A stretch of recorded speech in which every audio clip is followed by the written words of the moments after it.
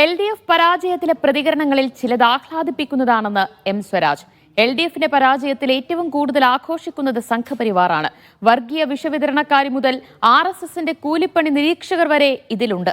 സംഘപരിവാറിനൊപ്പം Jamaat-e ഇസ്ലാമിയും LDF പരാജയം ആഘോഷിക്കുന്നുവെന്നും സ്വരാജ് ഫേസ്ബുക്കിൽ കുറിച്ചു. സേഫ് സൈനുലബ്ദീൻ വിവരങ്ങൾ നൽകും. സേഫ, എന്തായാലും തോൽവിക്ക് പിന്നാലെയാണ് സ്വരാജിന്റെ FB പോസ്റ്റ് ശ്രദ്ധേയമാകുന്നത്. എന്താണ് അതിൽ ഊന്നിപ്പറയുന്നത്? രണ്ട് സംഘടനകളെ പ്രധാനമായും വിമർശിക്കുക, വ്യക്തികളെ പരോക്ഷമായി വിമർശിക്കുക എന്നുള്ളതാണ് സ്വരാജിന്റെ പോസ്റ്റിൽ നിന്ന് ദിവ്യ കാണാൻ കഴിയുന്നത്. പരാജയത്തിനിടയിലും ചില ആഹ്ലാദങ്ങൾ എന്ന തലക്കെട്ടോടു കൂടിയാണ് അദ്ദേഹം ഒരു പോസ്റ്റ് ഇട്ടിരിക്കുന്നത്. LDFന്റെ പരാജയത്തിൽ ഏറ്റവും കൂടുതൽ ആഹ്ലാദം പ്രകടിപ്പിക്കുന്നത് സംഘപരിവാറുകാരാണ്.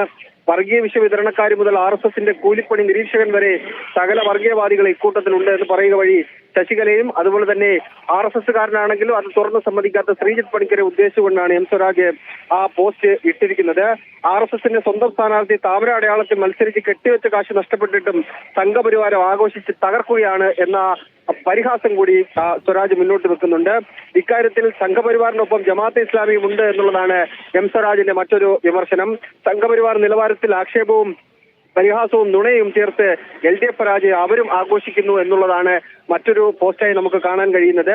LDFന്റെ പരാജയവും UDFന്റെ വിജയം തങ്ങൾക്ക് കൂടി ആഘോഷിക്കാനുള്ളതാണെന്ന് സംഘപരിവാരും ഇസ്ലാമിക സംഘപരിവാറും ഒരുമിച്ച് തെളിയിക്കുന്നു എന്ന് പറയുക വഴി രണ്ട് സംഘടനകളെ ഒരേപോലെ വിമർശിക്കുന്നുണ്ട്. മറ്റൊരു പ്രധാനപ്പെട്ട കാര്യം, പരാജയപ്പെടുമ്പോഴും ഇതിൽ പരം തനിക്ക് എന്താ വേണം ആഹ്ലാദിക്കാൻ, ഹിന്ദു താലിബാനിസവും ഇസ്ലാമിക സംഘപരിവാറും കൈകോർത്ത് നിന്ന് ആക്രമിക്കുന്നു, അതെനിക്ക് തനിക്ക് ആഹ്ലാദം നൽകുന്നതാണ് എന്ന് പറഞ്ഞുകൊണ്ടാണ് എം സ്വരാജിന്റെ പോസ്റ്റ് അവസാനിക്കുന്നത്. ദിവ്യ.